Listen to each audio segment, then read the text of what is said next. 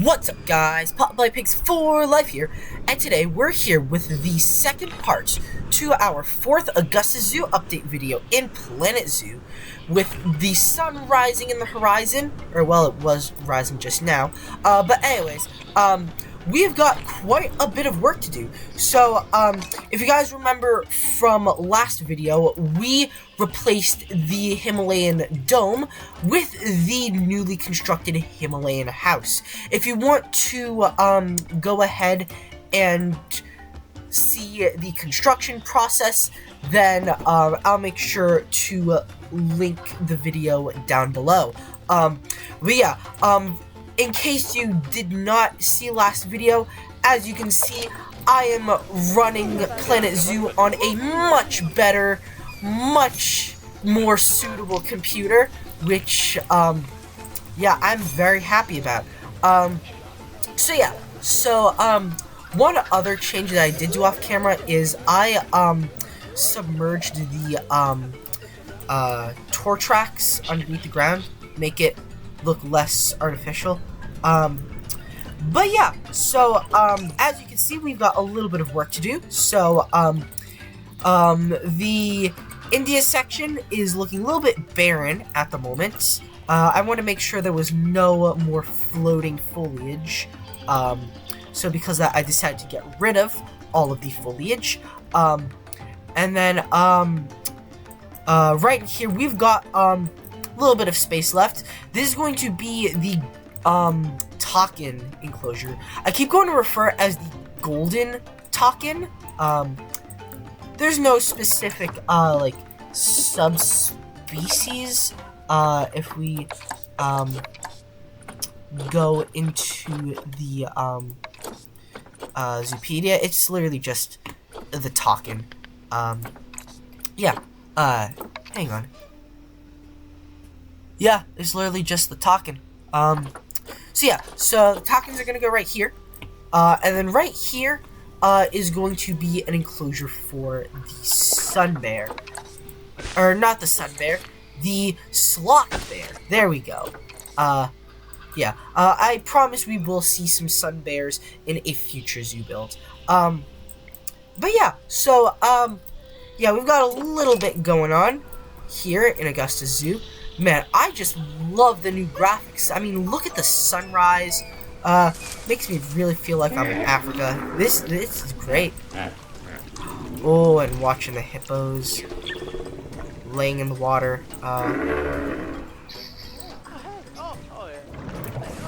Yeah, so, we probably could make the water a little bit deeper. Maybe. I don't know. But yeah, so, I think that I'm going to start by, adding in some of the foliage back in this area of the zoo. So I've got a couple blueprints, that I've made. So we've got a large chunk of rainforest. As you can see, it's pretty large. Gonna lower it just a little bit. That I think looks good. And we've, that's still a large one. This is the smaller version, which is what we were using previously.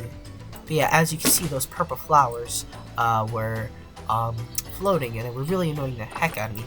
So, and then, if there are a couple, like, empty spots that are too small, I've got these. These are like some, like, individual, like, foliage pieces. So I'll make sure to link this blueprint in the description and give credit to whoever made this blueprint. But yeah, let's get to planting some trees. Alright guys, so kicking things off, I hope you guys all had an excellent holiday, whether you celebrate Christmas, Hanukkah, Kwanzaa, Diwali, any other holiday that I may be missing. Yeah, those are just the, first 4 that come to mind. If you guys have any other holidays that you celebrate that I may have missed, make sure to leave it down in the comments section. So yeah, For me, I had a rather low-key Christmas because I've been sick these past couple of days, and I didn't want to get the rest of my family sick. So yeah, so we just stayed low, opened presents, and yeah, good times. But would have been better if I was able to see my family, and not be sick.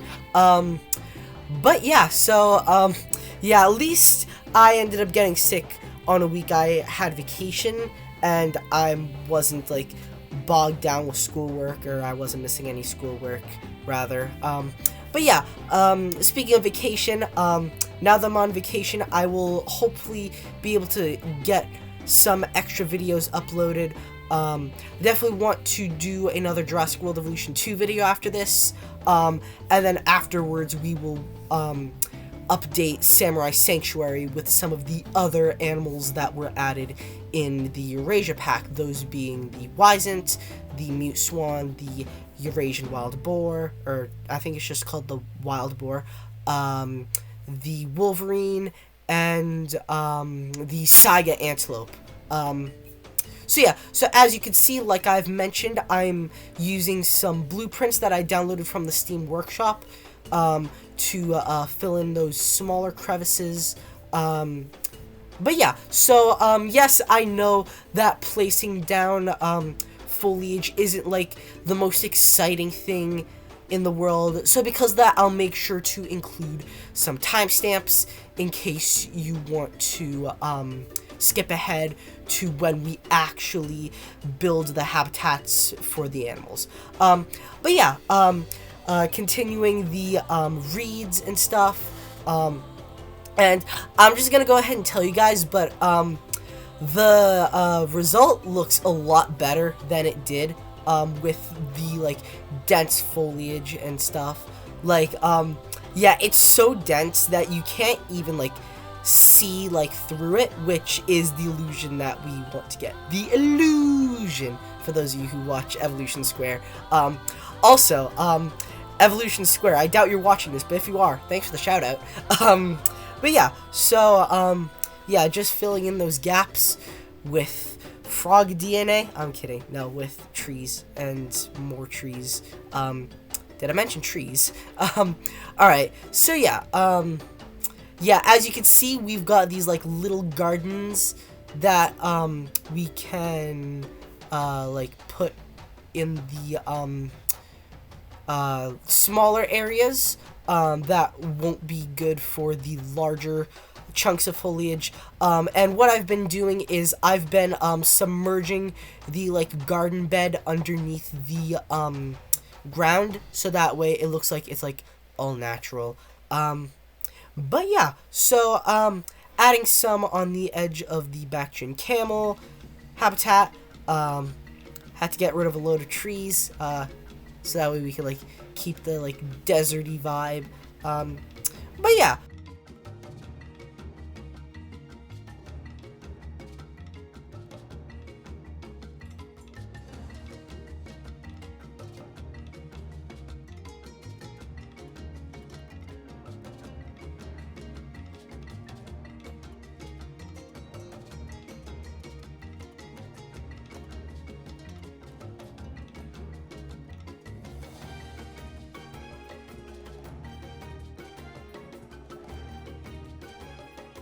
Alright, this already looks one heck of a lot better. I mean, look at it. Like, all the foliage.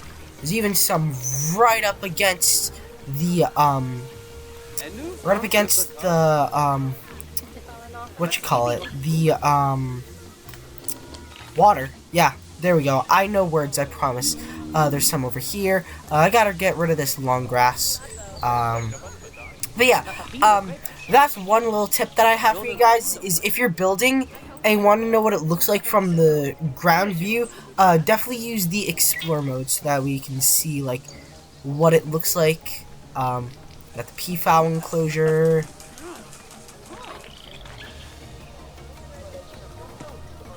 We got the Bengal tigers over here.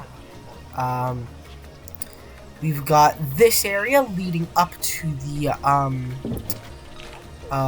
Himalayan house. Maybe I could put a little bit over here, and then right in here. So then we got this area over here open. Don't worry, that's all gonna be plugged up eventually. Let me just add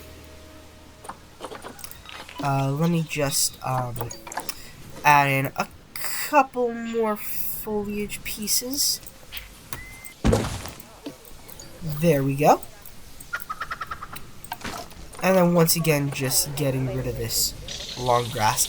It's nice that we can actually see the long grass now, but yeah, for a rainforest environment, the savanna long grass isn't really the greatest. But yeah, alright, so now that we have a lot of the foliage replaced, what I think we're gonna do is we're gonna take a break from the foliage for now, and we're going to add in the golden Takins.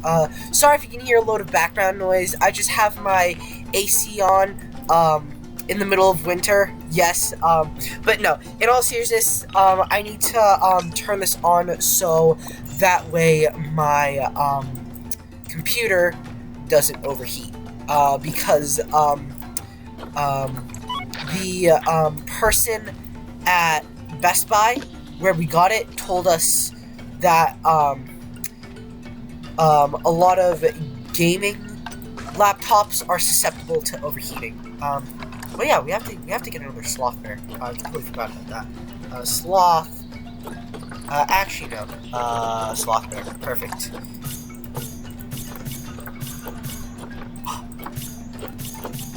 Perfect. Found the Sloth Bear we need. We just need to get a male African buffalo to replace the one that passed away. Alright, so yeah, let's get to building.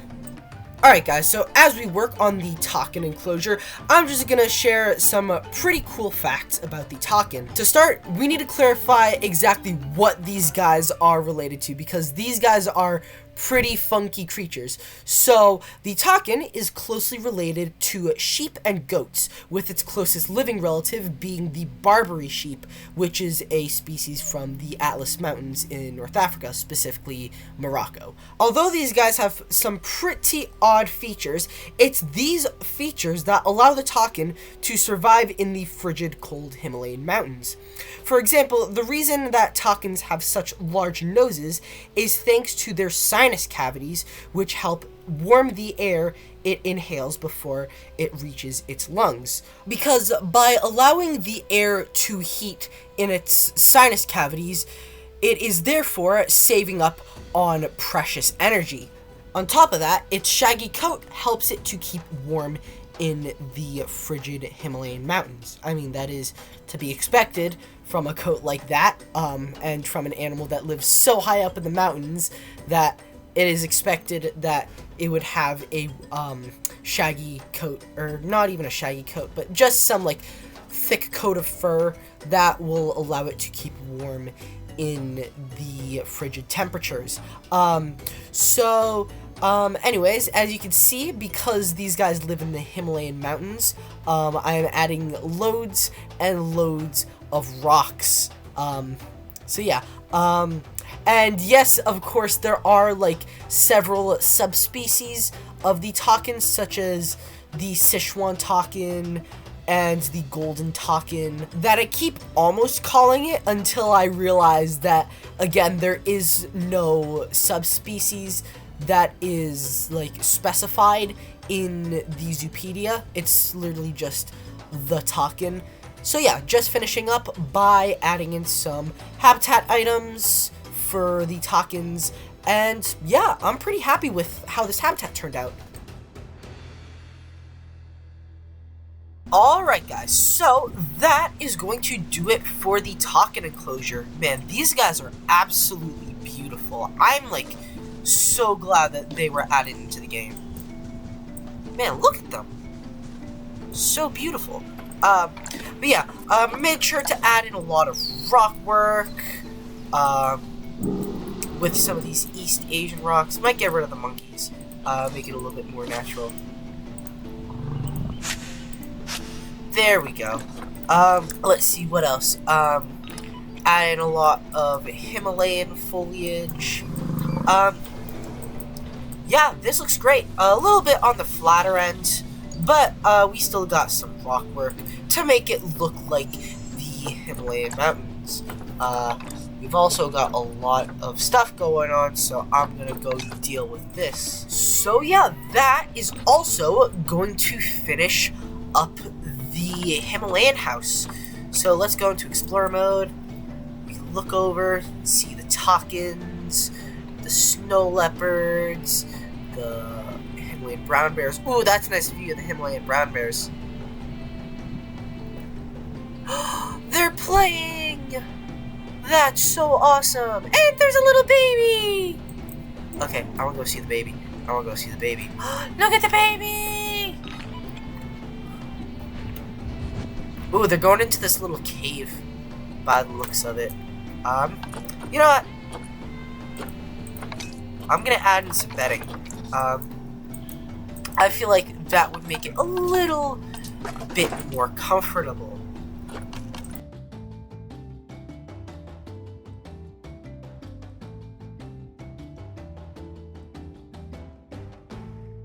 Alright, so now that the Takin enclosure is complete, we only have one more enclosure left, and that is for the Sloth Bear. So, here's what I think I'm going to do.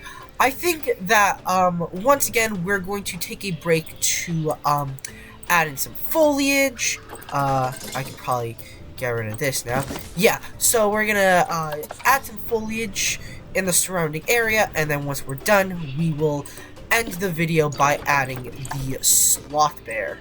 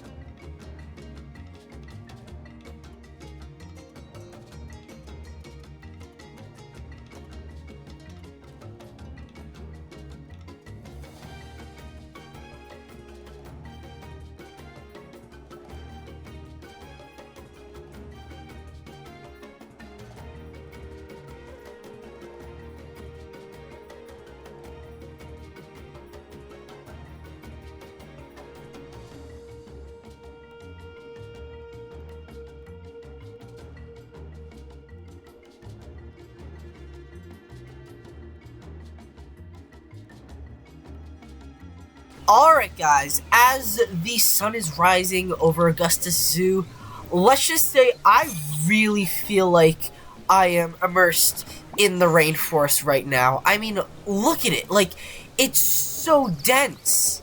Like, this is light years ahead of what we had before.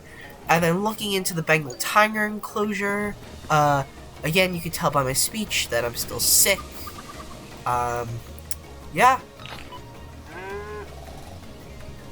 Lots of zoo stuff going on.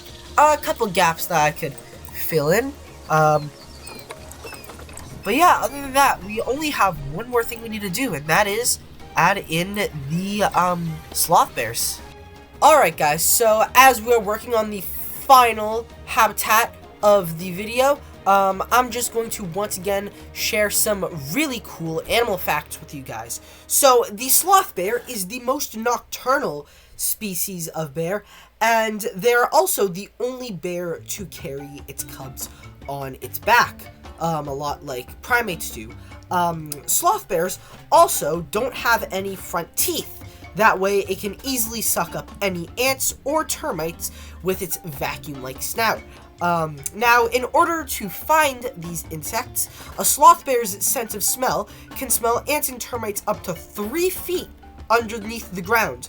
And while half of their diet consists of insects, the other half consists of fruits and seeds. There's a specific word that I found to describe this diet that I'm not going to even attempt to pronounce, but I will put it on the screen. Also, sloth bears are highly specialized in fighting off the Bengal tigers, since they are much slower in both running and tree climbing. So because of that, they have evolved to be highly aggressive and highly specialized in fighting these big cats. So for this habitat, I wanted to go with a mix of dense foliage, but also a little bit of like sparse foreground. So like in the background, adding lots of trees, but in the foreground by the glass barrier, it would be a little bit less dense and would have a little bit more enrichment. I took a lot of inspiration from the American black bear habitat at the Stone Zoo, because I decided to add in a little bit of a pond that is normally used for the beavers in Planet Zoo, the beaver pond.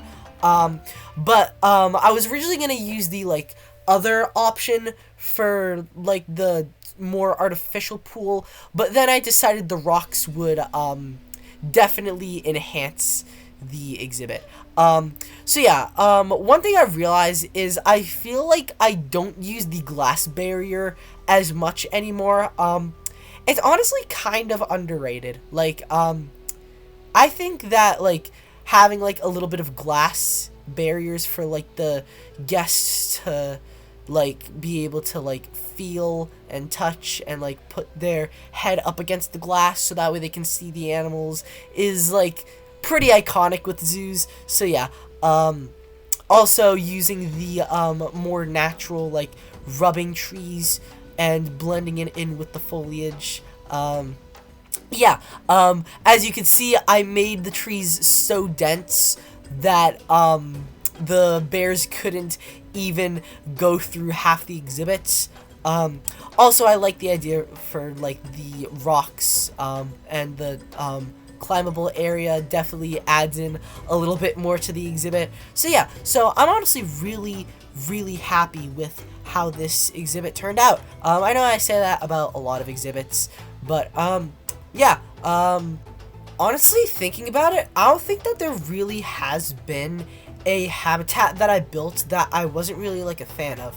I mean, thinking about it, probably the different canine habitats in Conservation Carnival, but if you guys stay tuned for the next Conservation Carnival episode, those are definitely getting a change. In fact, I've come up with some amazing ideas for the new canine enclosures, but if you want to see them, make sure to subscribe, turn on notifications, all that good stuff, so that way you do not miss another episode.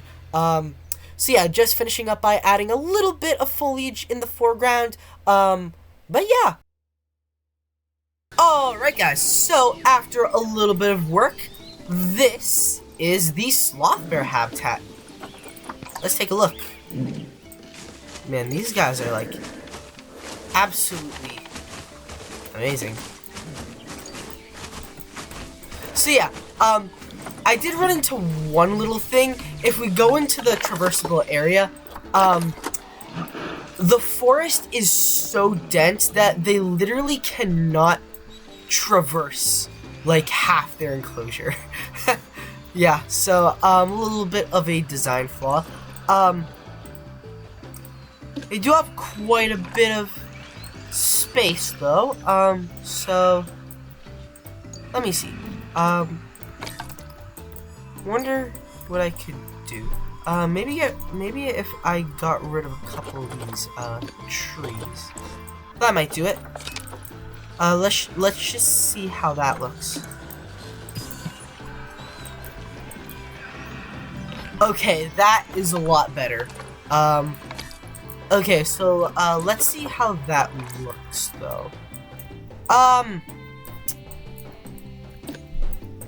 You know what?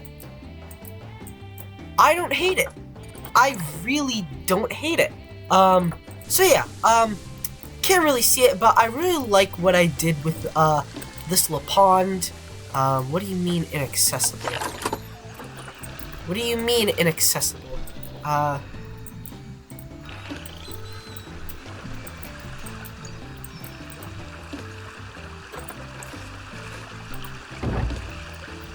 Let's try that. Okay, now it's accessible. Okay, I definitely wanted something like in the foreground that the animals can interact with. So yeah, this like little pond, like I don't know, reminds me a little bit of like the stone zoo.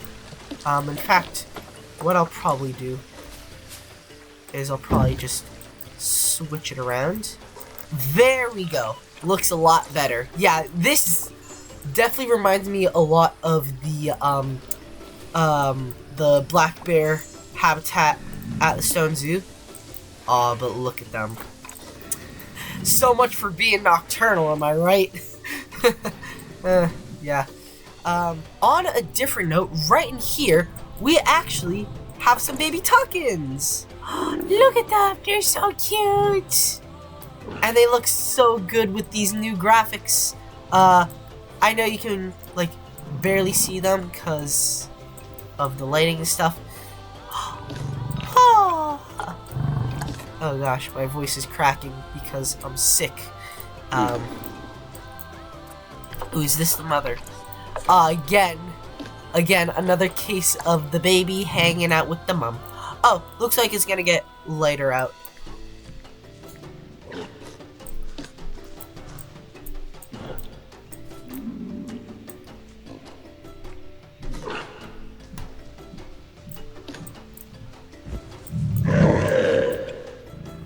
Alright guys, so that's pretty much gonna do it for this video. We got quite a lot done in this video in such a short amount of time too.